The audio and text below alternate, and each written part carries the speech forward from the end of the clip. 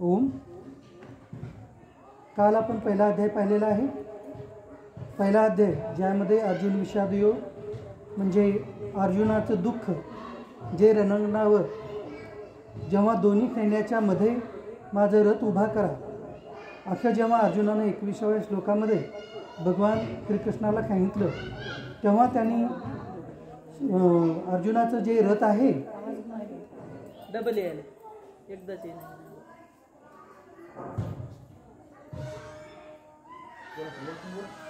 अर्जुनाचं जे रथ आहे ते पितामह भीष्म आणि गुरु द्रोणाचार्य यांच्या रथासमोरच पुढे उभा केले. त्यामुळे अर्जुनाला दुःखाचा आवेग उत्पन्न झाला म्हणजे विषाद उत्पन्न झाला. हेच मुख्यतः भगवद्गीतेचं उगमाचं मुख्य कारण आहे जे की भगवान श्रीकृष्णाद्वारे रचित होतं.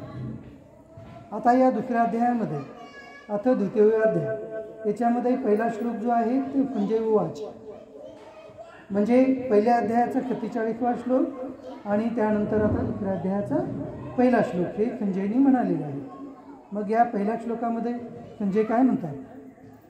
राजा धृतराष्ट्रांच्या प्रती बोलतात.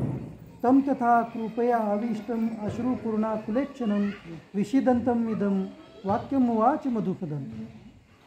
संजय म्हणतात की अशा प्रकारे करुणाने व्याप्त ज्याचे डोळे अश्रूने पूर्ण व व्याकुळ झालेले आहेत आणि शोकयुक्त अशा त्या अर्जुनाला भगवान मधुसूदन हे वचन म्हणाले की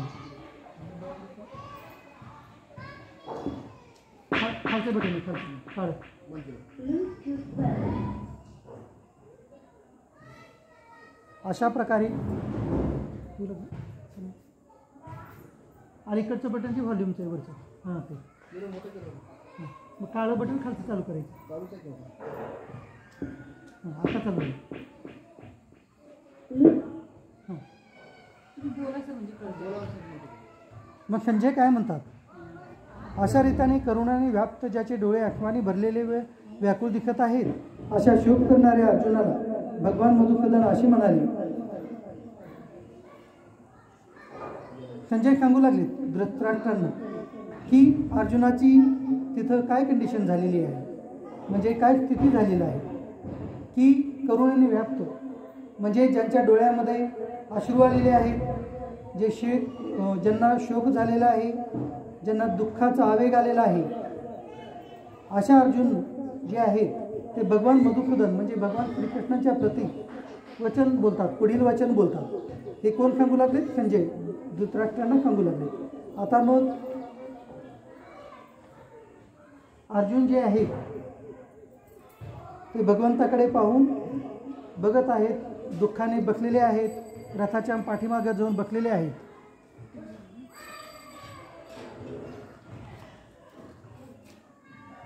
मग आता पुढे भगवान म्हणतात. भगवान वाच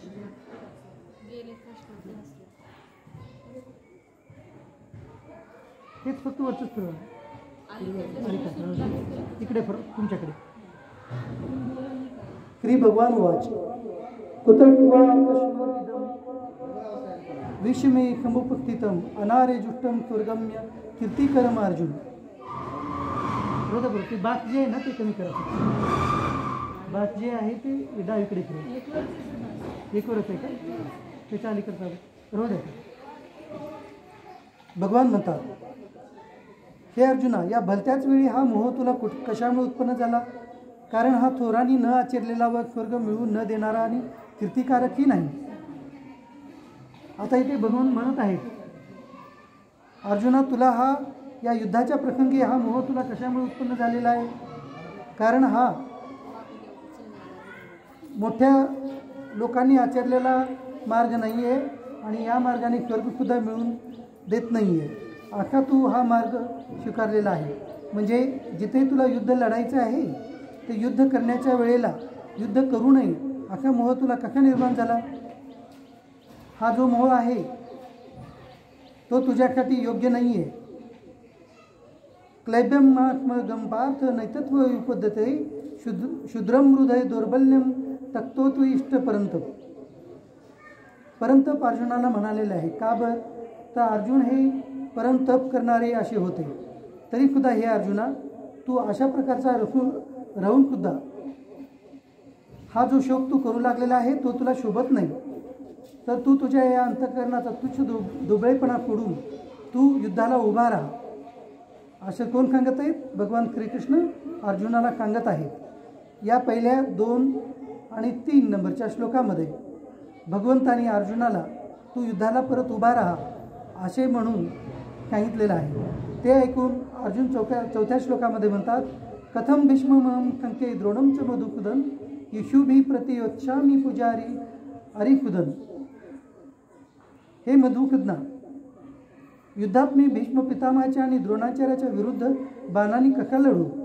कारण हे अरिकुदना ते दोघेही पूज्य आहेत. आता मुख्य जे कारण आहे ते अर्जुन सांगत आहेत की हे मधुसूदन म्हणजे भगवान श्रीकृष्ण, मी या भीष्म पितामह जे आमचे पितामह आहेत आणि माझे गुरु जे आहेत द्रोणाचार्य आचार्य द्रोणाचार्य यांच्या विरोध मी बाणाचा वर्षाव कसा करू, त्यांच्या प्रति युद्ध मी कसं करू, हे मुख्य कारण आहे. भगवंताला ते म्हणतात अरिकुदन. आरी म्हणजे संकट आणि संकटाला हारणारे तू भगवंत आहे.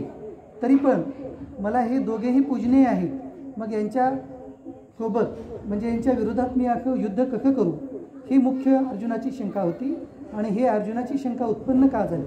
तर भगवंतानी रथ जे होतं ते भीष्म पितामहांच्या आणि द्रोणाचार्यांच्या पुढे उभा केल्यामुळं हे दुःख अर्जुनाला निर्माण झालेलं. पुढे अर्जुन म्हणतात 5व्या श्लोकामध्ये, गुरुणात्वा ही महानुभावान श्रेय भोक्तम भोक्षम किह लोके हत्वार्थ कामास्तु गुरुनी हैव भुज्जीय भोगान हृदय प्रदिग्धान. म्हणूनच या महानुभाव अशा गुरुजनांना न मारता मी या जगात भिक्षा मागून खाणेही कल्याणकारक समजतो. कारण गुरुजनांना मारूनही या लोकात रक्ताने माखलेले अर्थ व कामरूप भोगच भोगावायचे ना.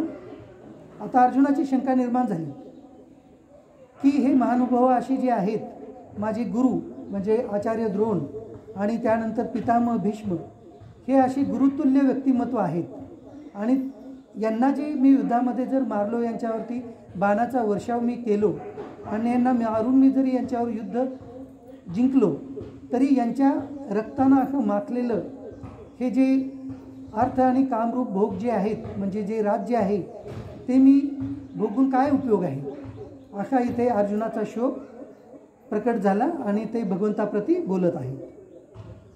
न चैतोदिद्य कत्रन्नो गरियो यद्वा जयेम यदि वा न जयेयु याने हत्वा न जिजीविषाम अक्ते अवस्थिता प्रमुखे धात्र राष्ट्र. भगवान श्रीकृष्णाला अर्जुन म्हणत आहे, युद्ध करणे व न करणे या दोहोपैकी आम्हाला काय श्रेष्ठ आहे हे कळत नाही, किंवा आम्ही त्यांना जिंकू की ते आम्हाला जिंकतील हेही आम्हाला माहीत नाही. आणि ज्यांना मारून आम्हाला जगण्याची इच्छा नाही तेच आमचे कौरव बांधव म्हणजे धृतराष्ट्र पुत्र आमच्या विरोध युद्धाला उभे आहेत. अर्जुनाने इथे शंका उत्पन्न केली. भगवान श्रीकृष्णांना ते अप्रत्यक्षपणे विचारत आहेत, युद्ध करणं आणि न करणं याच्यापैकी आम्हाला काय श्रेष्ठ आहे हे मला माहीत नाही आणि ते मला काही कळत नाही. म्हणजे मी आता युद्ध करू की युद्ध करू नये, किंवा ते जिंकतील किंवा आम्ही जिंकू हे पण आम्हाला माहीत नाही. आणि जरी मी जिंकलो, मी हे युद्ध जरी जिंकत असेल, परंतु त्यामुळं जर एक कौरव म्हणजे जे आहेत ते धृतराष्ट्राचे पुत्र म्हणजे माझे बांधवच आहेत आणि हे माझे गुरु आहेत आणि पितामह भीष्म आहेत, तर यांना मारून मी हे युद्ध जिंकण्यासाठी त्यांच्या विरोधात उभा कसा राहू.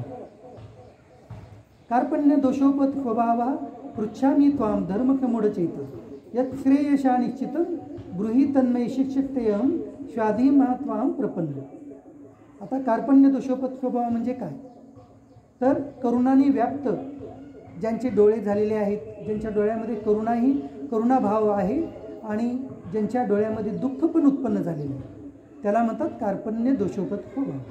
आणि त्यापुढे एक शब्द वापरलेला आहे धर्म कमोड चेता. म्हणजे धर्म काय आहे, मी युद्ध करू की युद्ध करू नये, असं ज्यांना संशय उत्पन्न झालेला आहे त्याला धर्म कमोड चेता असं इथं म्हणालेलं. तर करुणाव्याप्त दैन्यामुळे ज्यांचा मूळ स्वभाव नाहीसा झाला आहे व धर्म अधर्माचा निर्णय करण्याविषयी ज्यांची बुद्धी असमर्थ आहे. आता संजय या 9व्या श्लोकामध्ये राजा धृतराष्ट्रांना सांगत आहेत की यव मुक्त्वा ऋषिकेशम गुडाकेशपर्यंत न युत्सयती गोविंद मुक्त्वा तुष्णीव बभूव. खंजे म्हणतात की हे राजा, म्हणजे धृतराष्ट्रांना खंजे सांगत की गुडाकेश म्हणजे काय, तर ज्या अर्जुन हे निद्रेवर विजय प्राप्त केलेले होते म्हणून त्यांना गुडाकेश असं म्हणालेले. तर निद्रेवर ताबा असलेल्या अर्जुनाने अंतर्यामी अशा भगवान श्रीकृष्णाला एवढे बोलून मी युद्ध करणार नाही असे स्पष्टपणे सांगितले व तो गप्प झाला. म्हणजे सांगत आहे धृतराष्ट्रांना की गुडाकेश जे अर्जुन निद्रेला ज्यांनी विजय प्राप्त केलेला आहे ते भगवान श्रीकृष्णांना अंतर्यामी भगवान श्रीकृष्ण जे आपल्या सर्वांच्या हृदयामध्ये बसलेले आहेत त्या भगवान श्रीकृष्णाला सांगत आहेत मी आता युद्ध करणार नाही असं सांगून ते शांत बसले. तमुवाच ऋषिकेश प्रहकनीय व भारत शेन यरुभयोर्मध्ये विषिदंतम इदम वच. हे भरतवंशी धृतराष्ट्र महाराज, अंतर्यामी भगवान श्रीकृष्ण दोन्ही सैन्याच्या मध्यभागी शोक करणाऱ्या त्या अर्जुनाला हसल्यासारखे करून असे म्हणाले. आता इथं संजय सांगू लागले की आता भगवान श्रीकृष्ण हे उपदेश करण्याला प्रारंभ करत आहेत. तर धृतराष्ट्र महाराज तुम्ही ते ऐका. आता दोन्ही सैन्याच्या मध्यभागी जिथे अर्जुन आणि भगवान श्रीकृष्ण या रथावर आरूढ झालेले आहेत आणि आता भगवान श्रीकृष्ण उपदेशाला प्रारंभ करत आहे. तर ते उपदेश काय आहे ते मी तुम्हाला सांगणार आहे असं संजय राजा धृतराष्ट्रांना म्हणाले. आता इथे या दुसऱ्या अध्यायाच्या 11व्या श्लोकापासून जी भगवद्गीता प्रत्यक्ष भगवंताचा उपदेश सुरुवात झालेला आहे ते सुरुवात झालेलं आहे आणि 18व्या अध्यायाच्या शेवटच्या श्लोकापर्यंत म्हणजे 700 श्लोक पूर्ण भगवंताचा उपदेश आहे. तर या पहिल्या श्लोकामध्ये म्हणजे भगवद्गीतेच्या दुसऱ्या अध्यायातील 11व्या श्लोकामध्ये भगवान श्रीकृष्ण म्हणत आहेत अशोचान अनशोचत्वं प्रज्ञावादश्च भाषेशे गताकुण गताकुश्च नानुशोचिती पंडिता. श्री भगवान म्हणतात की हे अर्जुना, तू ज्यांचा शोक करू नये अशा या माणसासाठी शोक करीत आहे आणि विद्वानासारखा युक्तिवाद करतो, परंतु ज्यांचे प्राण गेले आहेत त्यांच्यासाठी आणि ज्यांचे प्राण गेले नाहीत त्यांच्यासाठीही विद्वान माणसे शोक करीत नाही. आता इथं पुढे वेदांतशास्त्रांचं वर्णन भगवान श्रीकृष्ण करत आहेत. भगवान श्रीकृष्ण अर्जुनाला म्हणत आहेत तू शोक करू लागला. कुणाचा शोक करू लागला आहे? तर जे व्यक्ती मरणार आहेतच त्यांच्याप्रती तू शोक करू लागला.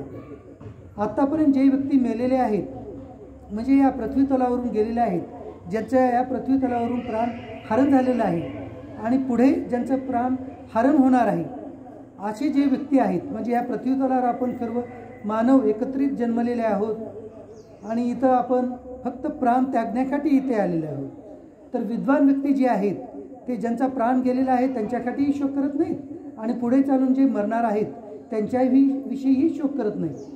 म्हणून तू शोक करणे हे उचित नाही असं या 11व्या श्लोकामध्ये भगवंतांनी अर्जुनाला सांगितलं. म्हणजे शोक उत्पन्न होतो. आपण जो शोक करतो या संसारामध्ये राहून आपण पण शोक करतच आहोत. म्हणजे जे इथे जिवंत आहेत त्यांच्याविषयी तरी शोक करतो किंवा ज्यांचा मृत्यू झालेला आहे त्यांच्याविषयी तरी आपण शोक करतो. तर हे जे शोक करणं आहे हे योग्य नाही असं भगवंतांनी या 11व्या श्लोकामध्ये सांगितलेलं आहे. पुढे भगवान 12व्या श्लोकामध्ये अर्जुनाला सांगत आहे न त्वेहम जातू नाखम न त्वम नेमे जनाधिपा न चैव न भविष्याम सर्वै वयमता परम.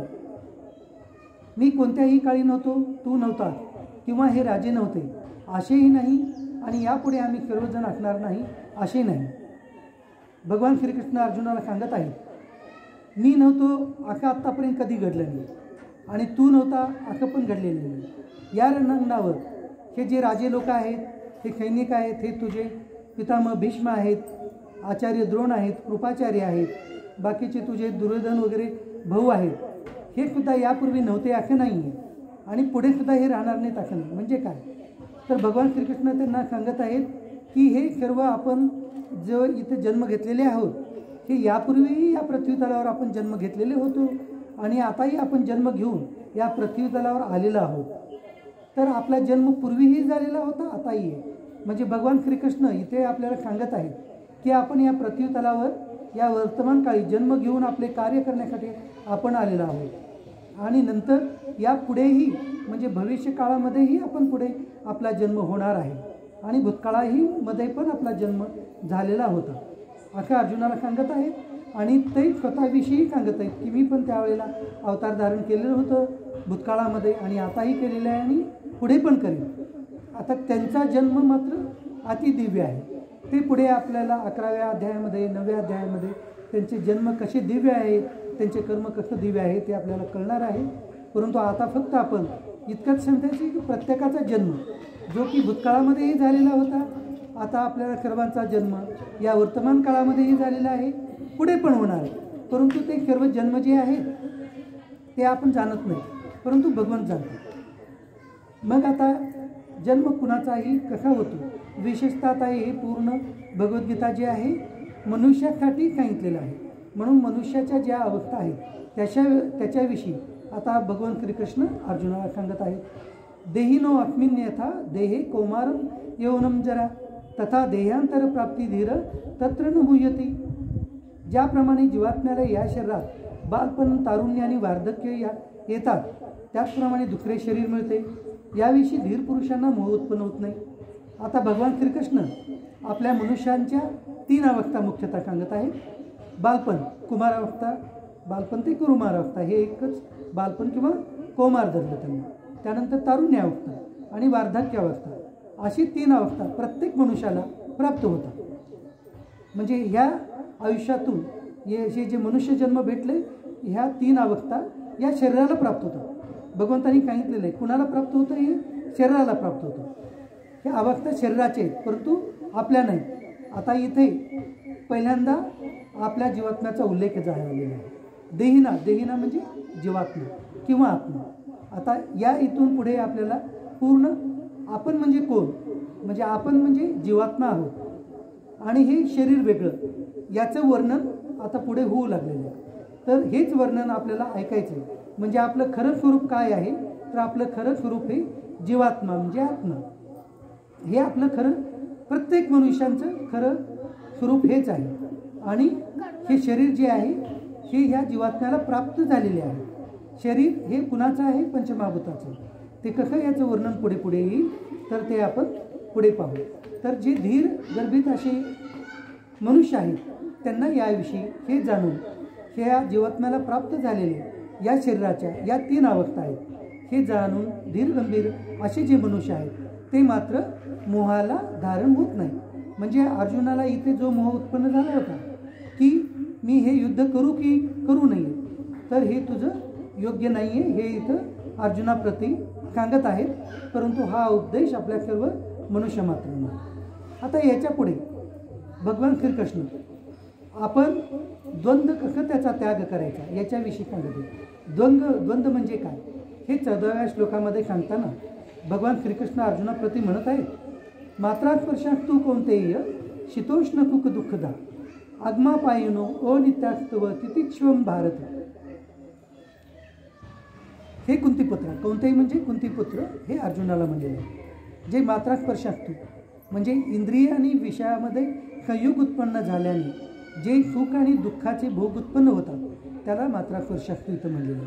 तर हे कुंतीपुत्रा, इंद्रियाचे जे विषयाशी संयोग होतात हे थंड किंवा उष्णता किंवा सुख आणि दुःख अशा प्रकारचे द्वंद्व उत्पन्न होतात. ते उत्पन्न होतात आणि नाहीशी पण होतात. म्हणून ते कसे आहेत, अनित्य आहेत. म्हणून हे तू जाणून हे भारतात तू सहन कर. आता पहा द्वंद्व म्हणजे 2 विरोधी धर्म. 2 विरोधी धर्म कोणते, शीत आणि उष्ण म्हणजे थंडी आणि उष्णता. आणि त्यालाच काय म्हणलेलं आहे, सुख आणि दुःख.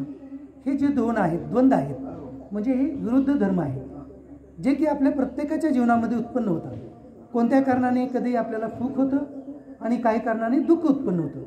तर हे दुःख उत्पन्न होणारे जेव्हा दुःखावेग येतो तेव्हा आपल्याला भगवंताची धावा करतो. परंतु सुखामध्ये आपण कोणी पण भगवंताची धावा करत नाही. परंतु जेव्हा सुख उत्पन्न होतं आणि दुःख उत्पन्न होतं म्हणजे जेव्हा दुःख आहे तेव्हा सुख नाही आणि जेव्हा सुख आहे तेव्हा दुःख नाही. तर हे दोन्ही पण जेव्हा उत्पन्न होतात हे उत्पन्न होणारे जे द्वंद्व आहेत ते उत्पन्न होतात आणि त्याचप्रमाणे नाहीसे पण होतात म्हणजे नष्ट पण होतात. मग जे उत्पन्न होतं आणि नष्ट होतं त्याला भगवंतांनी काय म्हणलेलं आहे, त्याला अनित्य असं म्हणलेलं आहे.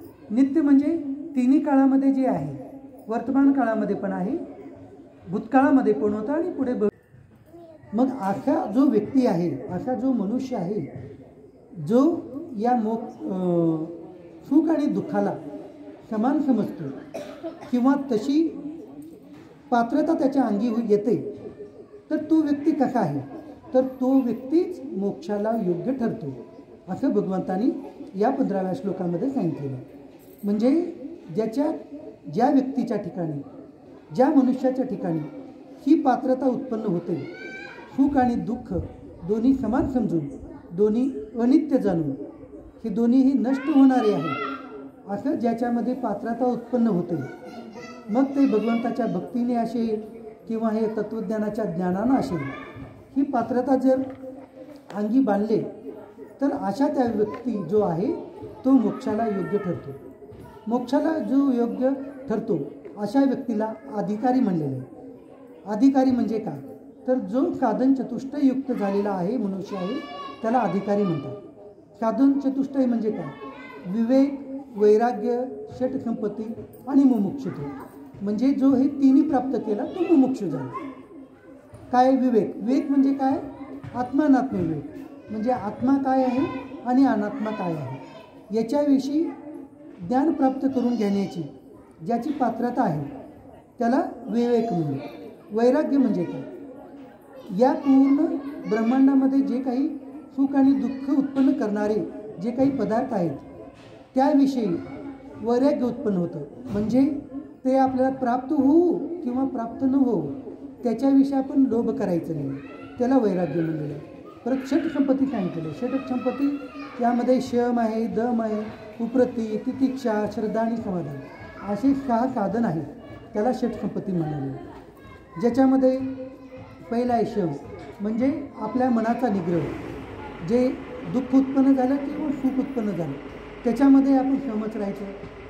त्याच्यानंतर दम, दम म्हणजे आपल्या पूर्ण शरीरातल्या भावना आपण प्रत्येक सुख उत्पन्न होणाऱ्या किंवा दुःख उत्पन्न होणाऱ्या त्याविषयी समान ठेवणं, त्याला दम म्हणलेलं आहे.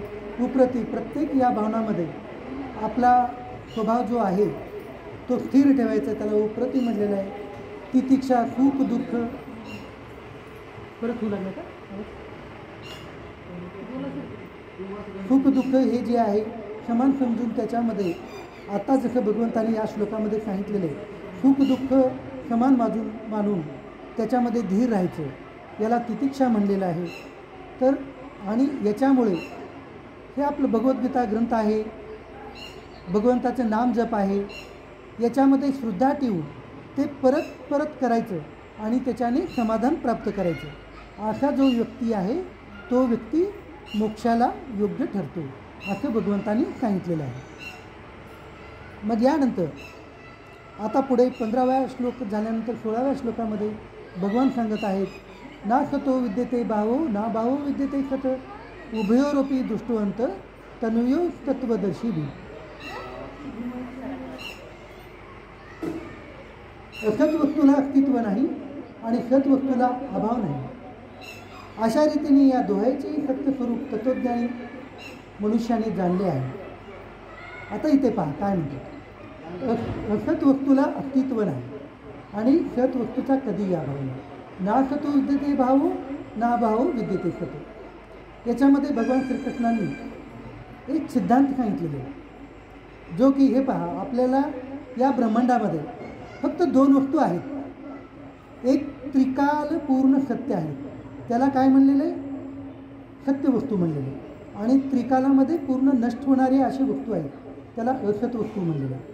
तर त्यालाच यांनी ना सतो विद्यते भावो ना भावो विद्यते सत असं म्हणलेलं आहे. तर ह्या दोन्हीला, उभयरूपी या दोन्हीला जो सत्य जाणतो, हे दोन्हीतलं जे मुख्य सत्य आहेत असा जो व्यक्ती आहे त्याला तत्वज्ञ व्यक्ती असं भगवान श्रीकृष्णांनी म्हणलेलं आहे. बरं, दोन्हीचं सत्य म्हणजे काय, या ब्रह्मांडामध्ये फक्त 2 वस्तू आहेत, एक नष्ट होणारं आणि एक नष्ट न होणारं. नष्ट होणाऱ्या वस्तूला सद्भाव असं म्हणलेलं आहे आणि जे नष्ट होतात त्याला असत म्हणलेलं आहे, म्हणजे खोटं म्हणलेलं आहे. तर ह्या अशा वस्तू कोणत्या आहेत या पूर्ण ब्रह्मांडामध्ये, जे जे काही नष्ट होणार आहे. पहा, आता आपण या शरीरामध्ये पाहिलं तर हे शरीर नष्ट होणार आहे, ह्या शरीराचे पूर्ण अवयव नष्ट होणार आहेत, ह्या शरीरात हा स्थूल देह नष्ट होतो, ह्या स्थूल देहामध्ये असणारा सूक्ष्म देह नष्ट होतो, या ब्रह्मांडामध्ये असणारे पूर्ण सर्व जितके काही प्राणी उत्पन्न होणार आहेत ते सर्व प्राणी नष्ट होतात. म्हणून या सर्व प्राण्यांना, ह्या मनुष्य शरीराला, ह्या सर्वांना असत म्हणलेलं आहे. आणि जो नष्ट न होणारा आहे ते म्हणजे सत्स्वरूपी परमात्मा किंवा त्या परमात्म्याचा अंश जो जीवात्मा आहे तो आपल्या प्रत्येक मनुष्य शरीरामध्ये, प्रत्येक मनुष्याच्या, प्रत्येक प्राणीमात्राच्या शरीरामध्ये आहे. त्याला सत्स्वरूप असं इथं या श्लोकामध्ये भगवंतांनी भगवंतही म्हणतात.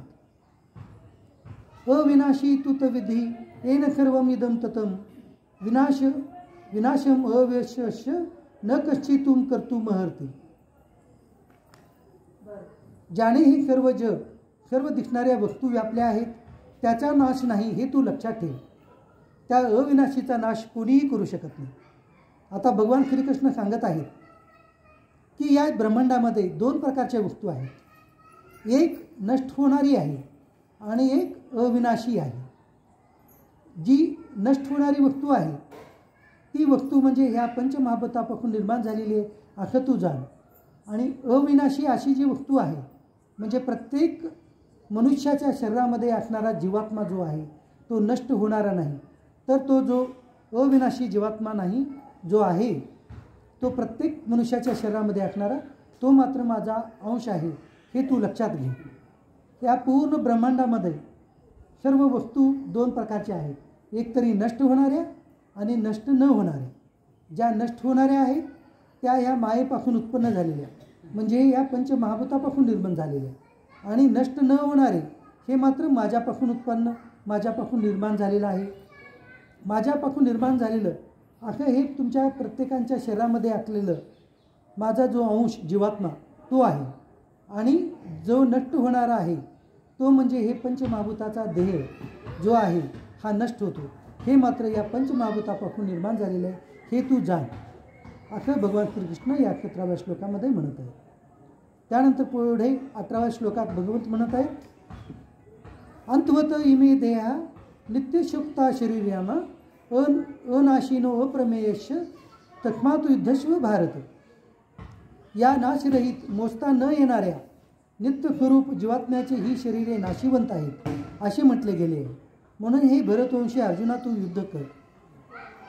हे बघ अर्जुना, ह्या सर्वांची शरीरे कशी आहेत? नाशवान आहेत. परंतु या शरीरामध्ये असणारा जो आत्मा आहे तो मात्र कसा आहे? नाशरहित आहे. आणि तो आत्मा मात्र मोजता येतो का? हे आपण सर्वांची शरीरे मात्र मोजता येतात. 1 2 4 5 8 10 15 20 हा आपण शरीराला मोजू शकतो. परंतु आत्म्याला मोजू शकतो का? आत्म्याला मोजू शकत नाही. आता आपल्याला उदाहरण या भगवंताचे जे सांगितलेले आहे की मी अविनाशी आहे त्याप्रमाणे ह्या तुमच्या प्रत्येकाच्या शरीरामध्ये असणारा जो जीवात्मा आहे तो सुद्धा अविनाशीच आहे आणि तो माझा अंश आहे. हे कशा प्रकारे तू जाण ते सांगितलेलं आहे. बऱ्याच जागी उदाहरणं आलेलं आहे. ज्यापैकी एक उदाहरण सांगतो की आपले हे प्रत्येकांचे घर आहे. तिथे ह्या प्रत्येकांच्या घरामध्ये आकाश आहे आणि बाहेर इथे आकाश आहे. हे आकाश आणि आपल्या घरातील आकाश हे वेगळं आहे का? एक आहे. आपल्या घरातलं आकाश आपल्या घराएवढं वाटतं आपल्याला. हे बाहेर असलेलं आकाश पूर्ण वेगळं वाटतं. परंतु आपण जर पाहिलं घरातलं आकाश आणि बाहेरचं आकाश हे एक आहे का वेगवेगळं आहे? आपल्याला फक्त घरात असल्यामुळं त्या घरातील आकाशाला, घराला या संस्कृत शब्द आहे मठ, म्हणून त्याला त्या आकाशाला मठाकाश असं म्हणतात. मठाकाश. आणि बाहेर हे पूर्ण महद म्हणतात. आकाशाला महद ही उपमा आहे. तर ह्या महदामध्ये म्हणजे ह्या पूर्ण ब्रह्मांडामध्ये जे आकाश आहे त्याला महद आकाश आणि ह्या घरामध्ये असलेलं आकाश ते मठाकाश. दोन्ही मठाकाश आणि महदाकाश दोन्ही एकच आहे. परंतु हे दोन्ही एक करण्यासाठी काय करावं लागेल आपल्याला? जर आपलं म्हणावं लागेल एक घर पाडावं लागेल. घर पाडल्यानंतर दोन्ही एक होतं. पण घर पाडायची गरज काय? ते घर पाडू किंवा न पाडू दोन्ही आकाश एकच आहे, फक्त आपण वेगळे समजतो. त्याप्रमाणे भगवंत जे आहेत परमात्मा, अविनाशी परमात्मा ज्यांना आपण भगवान शिव म्हणतो, भगवान श्रीकृष्ण म्हणतो, भगवान विष्णू म्हणतो किंवा देवी माता म्हणतो, हे सर्व एकाच भगवंताची 6व्या श्लोकामध्ये भगवान श्रीकृष्ण काय सांगत आहेत न जायते म्रियते म्हणजे काय? हे पहा, हा आत्मा कधीही जन्मत नाही आणि कधीही मरत नाही. तसेच हा एकदा उत्पन्न झाल्यावर पुन्हा उत्पन्न होणार नाही, कारण हा जन्म नसलेला नित्य सनातन आणि प्राचीन आहे. आणि शरीर मारले गेले तरी हा मारला जात नाही. इथं या जीवात्म्याचं स्वरूप सांगत आहेत भगवान श्रीकृष्ण या 20व्या श्लोकामध्ये. स्वरूप सांगत आहेत काय? हा जीवात्मा कधी जन्मत नाही आणि कधी मरत नाही. म्हणजे पहा, असं नाही आहे की आपल्या सर्वांच्या शरीरामध्ये, आता आपल्या सर्वाच्या शरीरामध्ये म्हणत आहेत, हा आपल्याला शब्दप्रयोग करण्यासाठी आपण म्हणत आहोत. खरं तर हे शरीर आपलं नाही आहे, तर ह्या पंचमहाभूताच्या, म्हणजे म्हणताना बोलतानाही असं म्हणावं लागेल की ह्या प्रत्येक पंचमहाभूताच्या शरीरामध्ये असलेला जो जीवात्मा आहे, तो जीवात्मा कधीतरी उत्पन्न झाला नाही आहे आणि पुन्हा कधीतरी तो मरेल असं नाही आहे. म्हणजे हा जीवात्मा कधीच उत्पन्न झालेला नाही आहे. म्हणजे आपल्या प्रत्येकाच्या शरीरामध्ये जो जीवात्मा आहे तो कधीच उत्पन्न झालेला नाही आहे आणि म्हणून तो कधीच मृत्यू पण पावणार नाही आहे. तर जीवात्मा हा अविनाशीच आहे. तर तो कसा आहे? तो जीवात्मा प्रत्यक्षपणे त्या भगवंताचाच अंश आहे. तो अंश जीवात्माच ह्या वेगवेगळ्या शरीरामध्ये आलेला आहे. तो का आला आहे, काय नाही आहे, हे पुढे आपल्याला कळत जाईल. परंतु इथं काय सांगत आहेत? फक्त आपल्याला हे जीवात्म्याचं स्वरूप, आपलं स्वरूप हे दुसऱ्या अध्यायामध्ये सांगत आहेत. वेदांत शास्त्र सांगत आहेत. भगवान श्रीकृष्ण या श्लोकामध्ये सांगत आहेत की हा जीवात्मा कधी उत्पन्नही झालेला नाही आहे, म्हणून तो कधी मरणार पण नाही. मग उत्पन्न काय झालेलं आहे? हा पंचमहाभूताचं शरीर उत्पन्न झालेलं आहे. मग जो उत्पन्न झाला आहे तो मरणारच आहे. मग कधी उत्पन्न झाला? प्रत्येकाचा, आपल्या प्रत्येकाचा बर्थडे म्हणजे जन्मदिवस जो आहे तो प्रत्येकाचा वेगवेगळा आहे, परंतु त्या जीवात्म्याचं बर्थ डेट मात्र नाही आहे.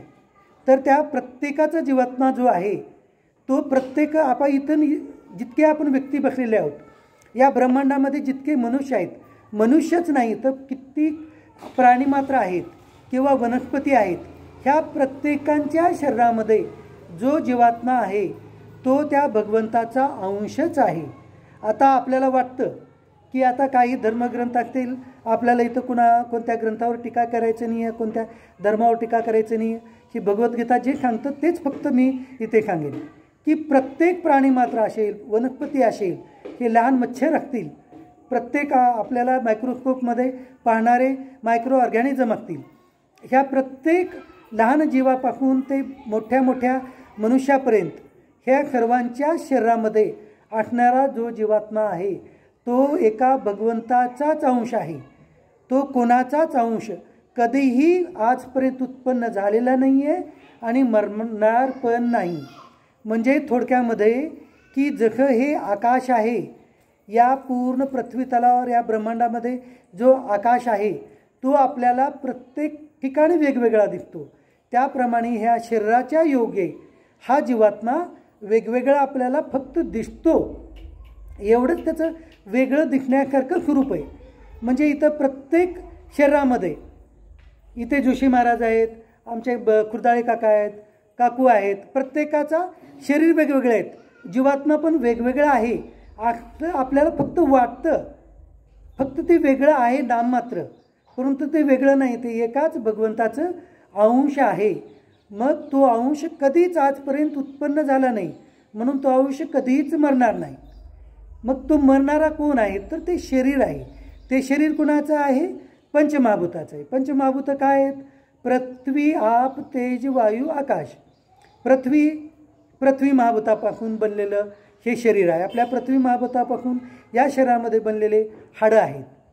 बघा, आपण हाडं जर शरीरातील काढलं तर शरीराचा गोळा एकत्रित गोळा होतो. म्हणजे मग जे हे जेव्हा मनुष्य देह मरतो तेव्हा या पृथ्वी तलावर राहणारं शेवटपर्यंत 100 वर्षापर्यंत त्याचं कालावधी सांगितलेलं आहे. हे हाडं जे आहेत पृथ्वी महाभूताचे आहेत, म्हणून ह्या पृथ्वी महाभूतावरच कायमस्वरूपी म्हणजे 100 वर्षापर्यंत त्याचं कालावधी सांगितलेलं आहे. तोपर्यंत हे हाडं या पृथ्वी तलावर राहतात. त्याच्यानंतर आप महाभूतापासून आपल्या शरीरामध्ये म्हणजे पाण्यापासून बनलेलं आपल्या शरीरामध्ये काय काय आहे? वाहणारं रक्त शरीरामध्ये आपल्या जे आहे त्याच्यामधील मोठा भाग 90% भाग हा आप महाभूताचा आहे. त्याच्यानंतर आपल्या मध्ये तेज महाभूताचा काय भाग आहे? तेज महाभूतामुळं रक्ताला आलेलं जे लाल कलर आहे तो तेज महाभूतामुळं आहे. तर तो पण मेल्यानंतर रक्त आपल्या शरीरातलं जळतं, रक्त जळून जातं. हे हाडं जे पृथ्वीतलावर जातं, शरीरातलं पाणी जळून जातं.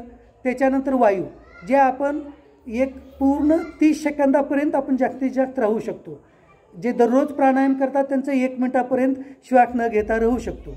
वायू जे आहे, प्राण, जे वायू महाभूतापासून आपण घेतो, ते आपल्याला प्रत्येकानं प्रत्येक 10 सेकंदासाठी तरी श्वास घ्यावाच लागतो. म्हणजे हे प्राणायाम करून जे 8 ते 10 सेकंदापर्यंत एक श्वासाची गती आपण करू शकतो जास्तीत जास्त. नाहीतर आपल्या 2 ते 3 सेकंदाला एक श्वास घ्यावा लागतो. मृत्यू पावल्यानंतर मेलेला शरीर श्वास घेत नाही, हे आपल्याला माहितीच आहे. मग ते श्वास जे आपण घेत आहोत, मग ते कुठे विलीन झालं? ते ह्या वायू महाभूतामध्ये विलीन झालं.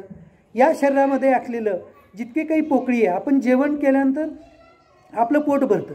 पोट का बरे भरतं? तर पोटामध्ये तिथं रिकामी जागा आहे म्हणून ते आपलं पोट भरतं. मग मृत्यू पावल्यानंतर ह्या शरीरातलं पोटातलं जे आकाश आहे ह्या आकाश महाभूताशी विलीन होतं. म्हणजे काय पाहिलं आपण? ह्या शरीरातील पंचमहाभूताचे हे जे जे काही आहे ते महाभूत हे शरीर मेल्याबरोबर घेतलं जातं. कोणतंच महाभूत पट लागलीच घेऊन टाकतात.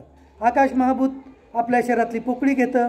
वायू महाभूत मृत्यू झाल्या क्षणी पूर्ण वायू महाभूत आपल्या फुफ्फुसामधून पूर्ण श्वास ग्रहण करतो आणि मृत्यू होतो. वायू महाभूत घेतो. त्याच्यानंतर जल महाभूत शरीरातील पाणी घेतं.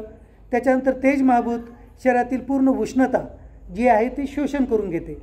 आणि पृथ्वी महाभूत शेवटी राहिलेला आपण पहा, प्रत्येकानं आपण कुणातरी तरी मृत्यू पाहिलेला आहे, मृतदेह पाहिलेला आहे. पुरल्यानंतर किंवा अग्निदाह संस्कार केल्यानंतर आपण हाडे राहतात, हे प्रत्येकाला आपला अनुभव आहे. तर पृथ्वी महाभूताचा फक्त हाडं जे आहेत ते पृथ्वी महाभूताचे आहेत म्हणून ते पृथ्वीवरच राहतात. बाकीचं आपल्याला डोळ्याला काहीच दिसत नाही. मग बाकीचे कुठं गेले? तर प्रत्येक महाभूत 4 महाभूत ते घटक घेतले. मग आपल्याला हेच जाणायचं आहे.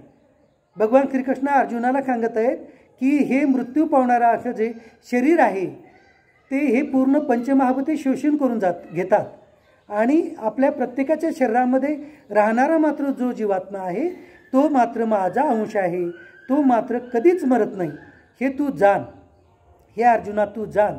म्हणून ते अर्जुनाच्या योगे ही भगवद्गीता ही आपल्या मनुष्य मात्रांनाच भगवंतांनी सांगितलेलं आहे. यापुढे सांगत आहेत वेदविनाशिनम नित्यम यनम यजम अव्ययम कथम ख पुरुषा पार्थकम घातयती हंतिकम.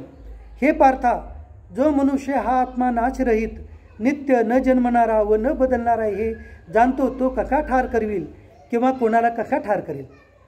आता भगवान श्रीकृष्ण अर्जुनाला विचारत आहेत, सांगत आहेत आणि त्याला परत प्रश्न करत आहेत की हे बघ पार्थ, कालच सांगितलं पार्थ हे अर्जुनाचं एक नाव होतं, पृथापुत्र म्हणजे कुंतीचा पुत्र म्हणून पार्थ, की हे अर्जुना, जो मनुष्य अशा प्रकारे जाणतो की हा जीवात्मा जन्मत पण नाही आणि मरत पण नाही, आखं जो व्यक्ती जाणतो जो जीवात्मा हा नित्य आहे, नित्य म्हणजे 3 काळामध्ये असणारा, म्हणजे आता वर्तमान काळात आहे, भूतकाळामध्ये पूर्वी होता आणि भविष्य काळामध्ये पुढेही राहणार आहे.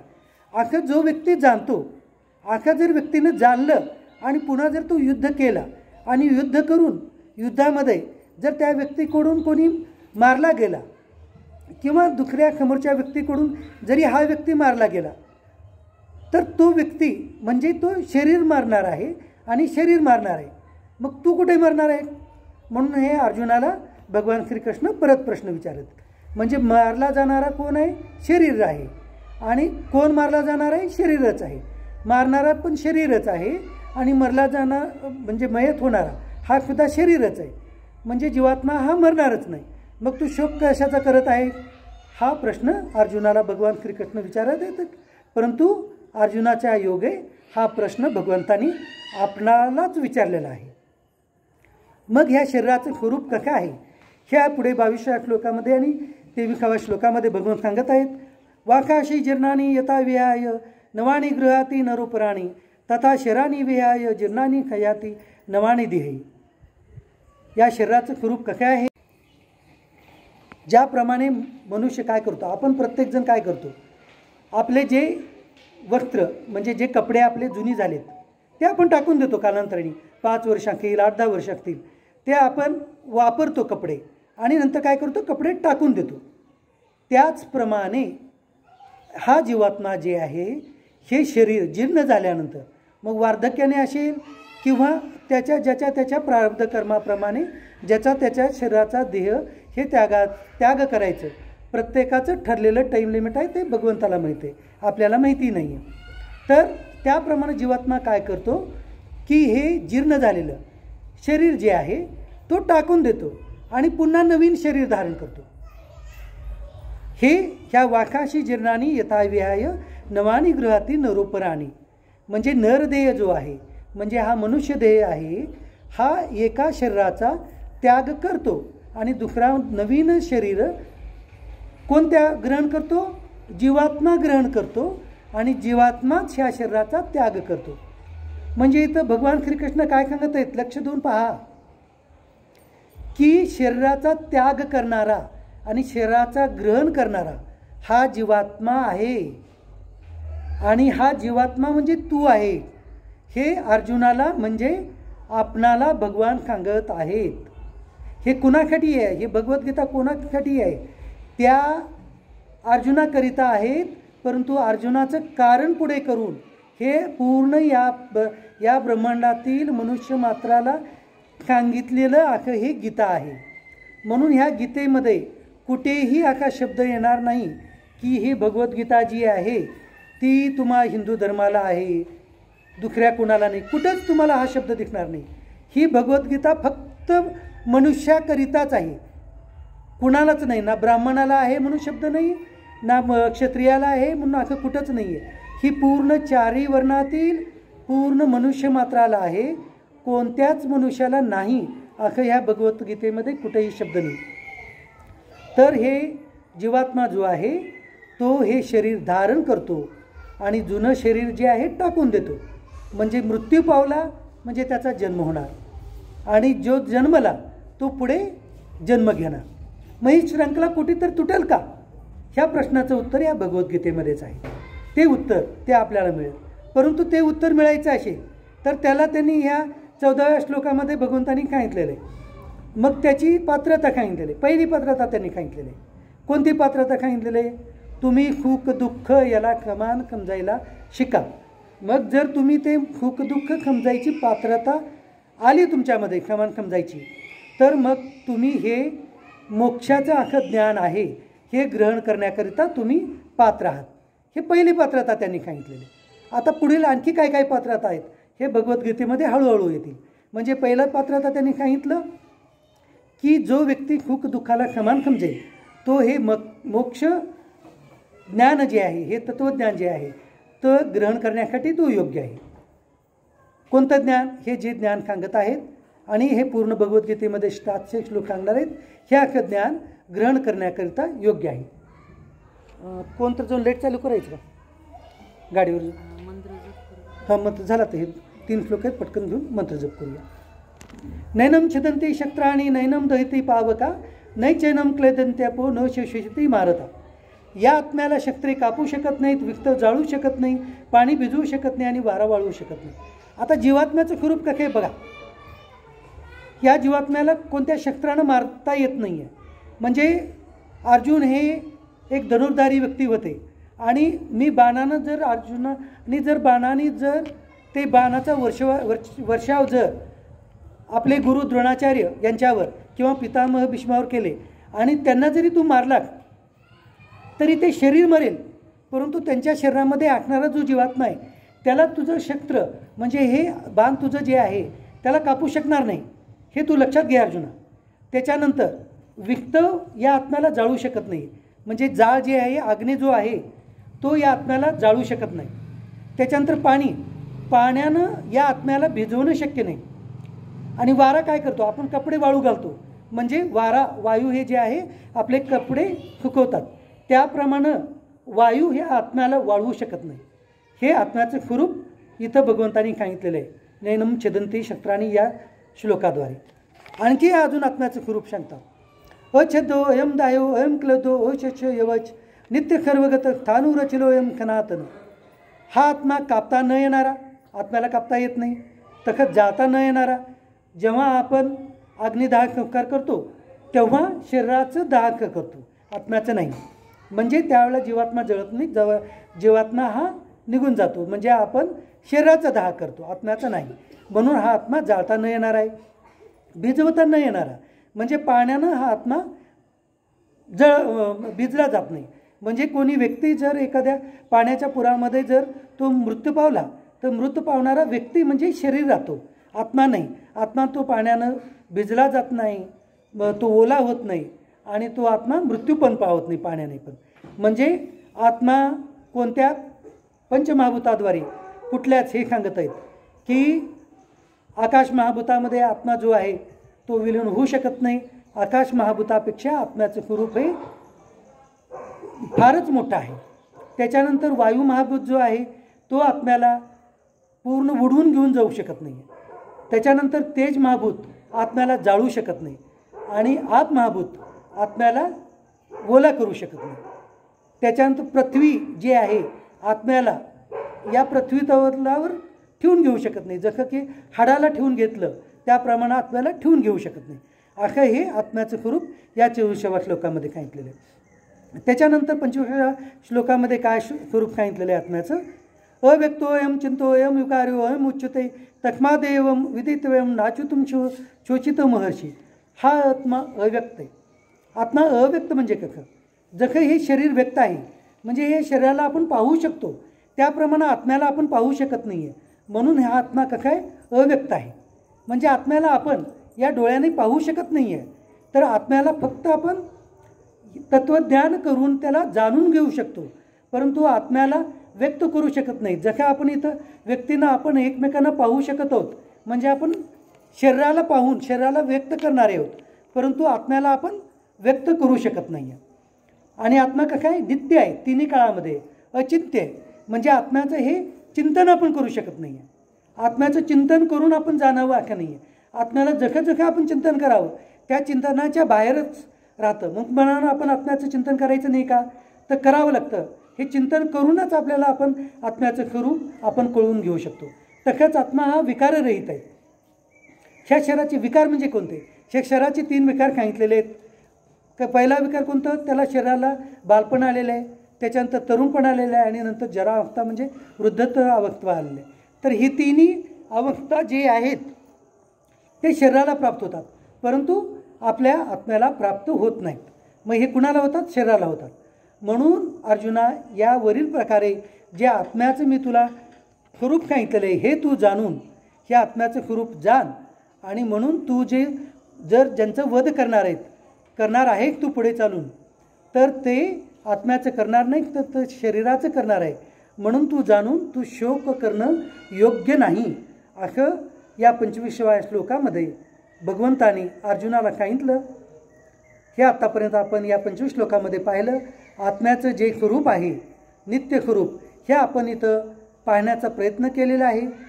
मी माझ्या परीनं जसं माझ्या सद्गुरूंनी सांगितलं त्याप्रमाणे सांगण्याचा प्रयत्न केले. माहिती आहे हे फारच आपण वेगात घेतलेलं आहे, हे फार सावकाश घेणं गरजेचं आहे. परंतु आपल्याला महाराजांच्या हातनं आपण संकल्प खोडलेला आहे. या 30 दिवसामध्ये आपला भगवद्गीता पूर्ण करायची, म्हणजे आपल्याला दररोज 25 श्लोकापर्यंत घ्यायचं आहे. म्हणून 25 श्लोक आता इथं घेतलेलं आहे. हे फारच वेगात आहे माहिती आहे मला, तरी पण आपण त्याप्रमाणे आपण घ्यायचा प्रयत्न करू. असंच आपण जाणून घेण्याचा प्रयत्न करूया. आत्तापर्यंत जी सेवा केलेली आहे ते सद्गुरूचरणी भगवान श्रीकृष्णांच्या चरणी आपल्या सर्वांच्या चरणी अर्पण करून आपण आजचं हे जे निरूपण आहे इथं थांबवूया. आणि आता यानंतर आपण पुढे तैबा योग्य ती तुम्ही या ओम नमः शिवायचं जप घेऊया. महाराज सुरुवात करतील, पुढे तुम्ही घ्या.